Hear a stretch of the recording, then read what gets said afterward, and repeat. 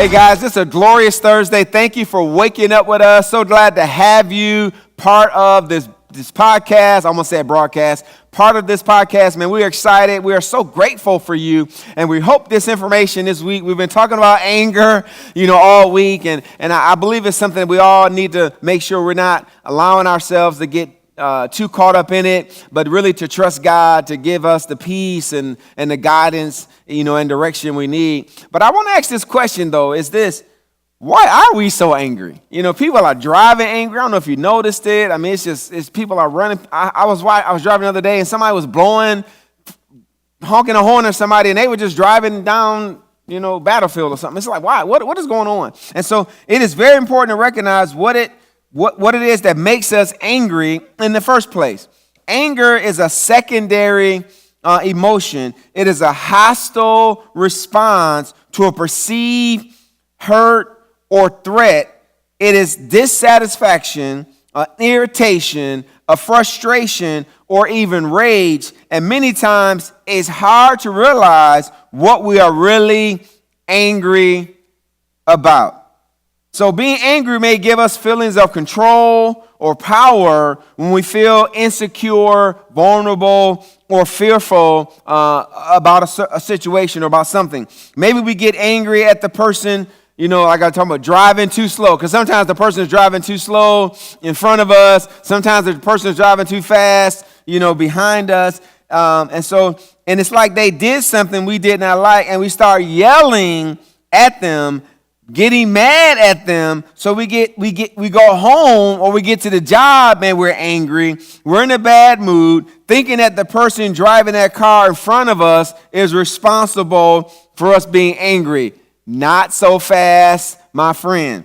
When in reality, what is making us mad happened long before you got in the car, before you got behind that slow driver, or before that person came up fast behind you, or whatever traffic you might find yourself in. It's already been churning. It's already been starting on the inside. So have you ever thought about what really makes you angry?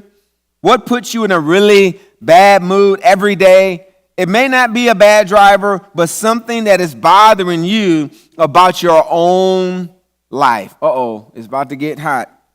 Maybe it is something that you can't change, but your focus is so distorted that you cannot see where the problem really is. And so you blame all these little things happening around you instead of focusing on the root of the problem and trying to fix it. We got to work on ourselves. We got to turn the finger and point the finger back at us. And maybe you're angry because you have too many, responsibilities. Maybe you got too many things to do, or maybe your life did not turn out the way, that you hoped for.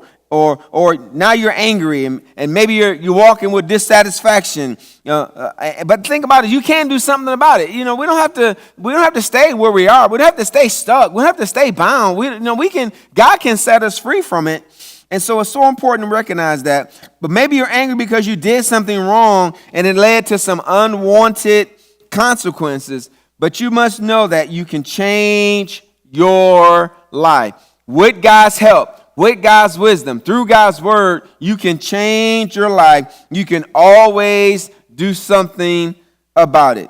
Until we discover what really makes us angry, it will always be disguised as something else. It'll be the money problem. It'll be this situation. It'll be the car. It'll be whatever.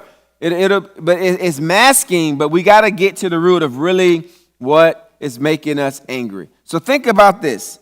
Learn to focus on what is